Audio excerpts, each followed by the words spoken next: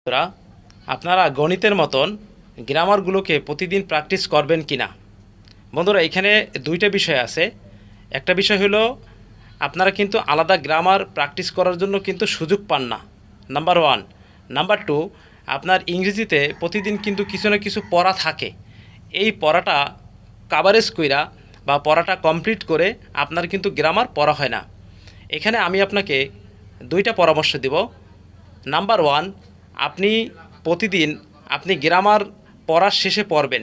অর্থাৎ আপনি যে টাইমে বই পড়তেছেন, ওই বই পড়া শেষ হয়ে গেলে পড়া শেষ করছেন, এরপরে আপনি 20 মিনিট সময় নিয়ে গ্রামারের পিছনের যে গ্রামারটা ওইটা একটু রিভিশন দেবেন, বারবার পড়বেন। পড়ার কারণে কিন্তু আপনার মনে থাকবে। আপনি যদি মুখস্থ নাও করতে পারেন, তারপরেও কিন্তু আপনার এটা মনে থাকবে, মনে থাকার ইকুয়ালিটি বেশি।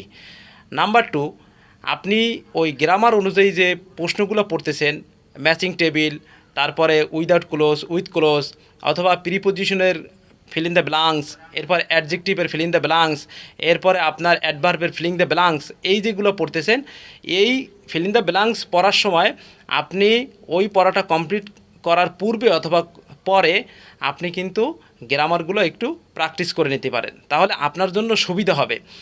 এইভাবে যদি আপনি প্রতিনিয়ত পড়তে থাকেন, তাহলে অবশ্যই কিন্তু আপনার এই গ্রামারগুলো পড়া থাকবে, মানে মনে থাকবে, পড়া হবে।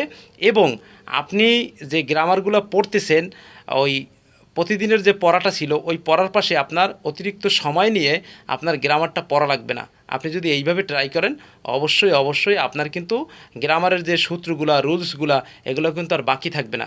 আপনি এভাবে ট্রাই করতে পারেন, অবশ্যই অবশ্যই আপনার উপকার আসবে। তো বন্ধুরা, আজকের ভিডিও পর্যন্ত।